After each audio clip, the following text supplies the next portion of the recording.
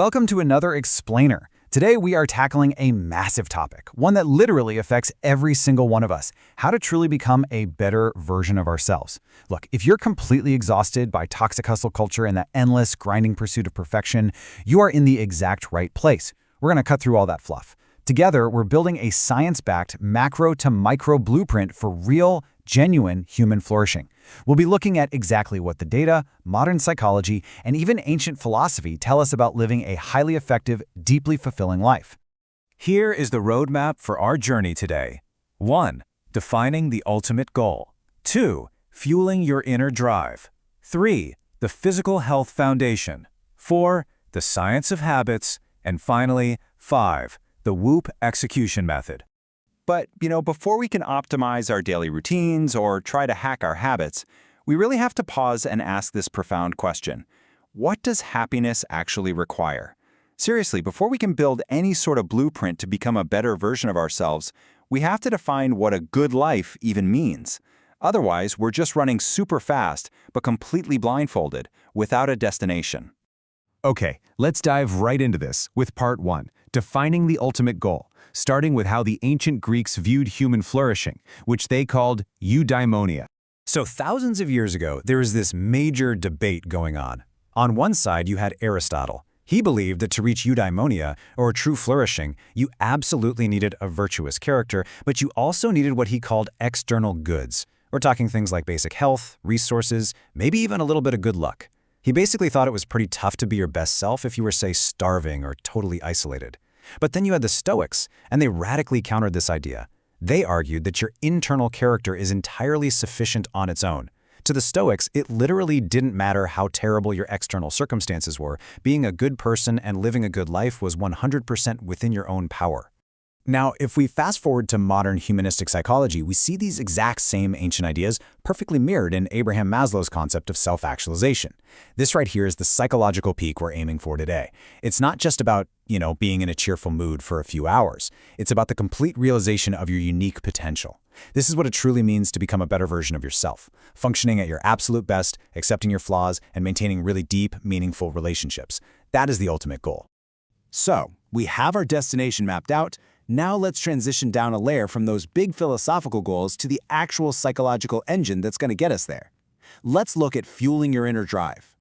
The research here is fascinating. It shows that humans basically have 3 innate psychological needs. First up is autonomy. That's the feeling that you are the author of your own choices. Think about choosing a workout you actually enjoy, rather than one you feel forced to do. Second is competence. The feeling that you're mastering your environment and really growing your skills. And third is relatedness, feeling genuinely connected to the people around you. When you fulfill these 3 specific needs, you naturally generate an unbelievable amount of intrinsic internal fuel for achieving your goals. But listen, there is a massive trap here that you absolutely need to avoid. In psychology, it's called the over-justification effect. If you start relying purely on external incentives, stuff like money, status, or external validation, to do things that you already naturally enjoy, it can literally destroy your internal drive. It's wild, but if you start paying someone for a hobby they already love, their internal motivation actually plummets the second that money stops. You have to fiercely protect that intrinsic drive. Right, so now we need to move the narrative from the psychological mind straight into biological reality. Because honestly, all of that motivation doesn't mean a thing if your brain doesn't have a stable, physical baseline to run on. Let's talk about the physical health foundation. This brings us to the 6 somatic pillars of lifestyle medicine: healthful nutrition, restorative sleep, physical movement, stress management, social connection, and substance avoidance. What is so incredible to me is how ancient concepts, remember Aristotle's external goods we talked about? They perfectly map onto our modern, highly scientific understanding of health. If you truly want to become a better version of yourself, these are the non-negotiable physical resources that your body flat out demands. I want to read this quote directly from the research because it is absolutely vital to understand. The cognitive and neurological systems that drive self-regulation are closely connected to somatic health and physiological homeostasis. Okay, so what does that actually mean for us? The crucial takeaway is this: you simply cannot outthink or out-willpower a biologically exhausted body. It just doesn't work. If you want to be better, you have to physically fuel the very brain that's trying to do the improving. Let's ground this abstract idea of health into a really stark biological reality. Just 5 nights of restricted sleep causes a 24% drop in your insulin sensitivity. That is huge. It directly impacts your daily energy, your overall mood, and, crucially, your brain's ability to resist temptations the very next day. So this isn't just about, trying to live to be 100, it's about having the physical, biological capacity to actually execute on your goals today. Which brings us perfectly into the behavioral execution phase. We've got the philosophy, the psychology, and the biology down.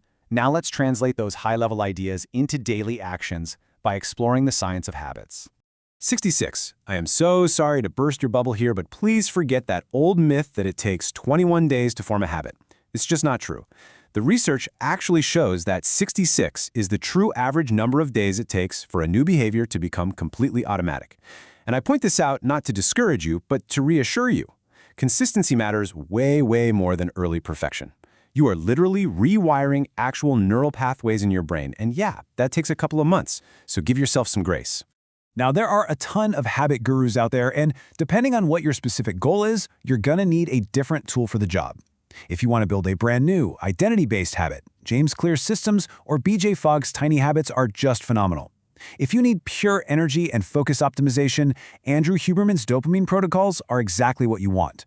But if you are trying to break compulsive, emotion-driven habits like doom scrolling at 2 a.m. or stress eating, you really need to look at Dr. Judd Brewer's reward-based learning. And here is exactly why that distinction matters so much. Building a new habit, like, say, taking a 2-minute walk every morning, simply requires context repetition. You just keep doing it in the same context to pave that new neural pathway. But breaking a bad habit? That's a whole different ballgame.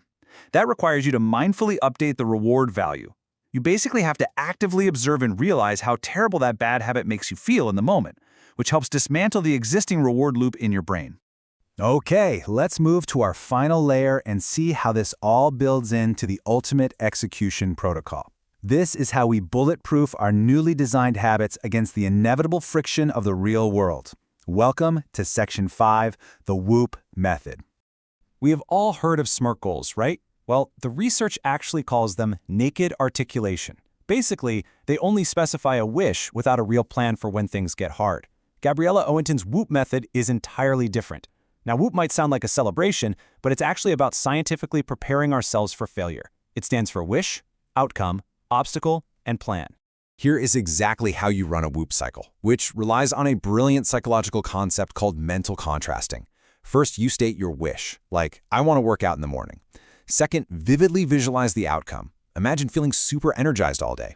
But then, and this is the absolute magic step, you immediately visualize the internal obstacle that always stands in your way. You actively contrast that positive future with the harsh reality of your own procrastination, like knowing you always hit the snooze button. And finally, the plan step. You create a simple if-then statement. If my obstacle occurs, then I will take this specific action. So, in our example, if my alarm goes off and I want to hit snooze, then I will immediately roll out of bed and onto the floor. This acts as a pre-wired implementation intention. It ensures that when you get tired or friction hits, an automatic backup behavior instantly kicks in. You have literally programmed your brain on how to handle the failure before the failure even happens. So there we have it. We've traveled all the way from the ancient Greek philosophy of eudaimonia, down through intrinsic motivation and our core biological health, straight into the tactical science of habit building and the WHOOP method. You now have the complete top-to-bottom blueprint to become a better version of yourself. So I'll leave you with this one question. What is the one small obstacle you are going to plan for today? Don't wait, use the WHOOP method right now, take immediate control of your self-actualization journey, and I will see you in the next explainer.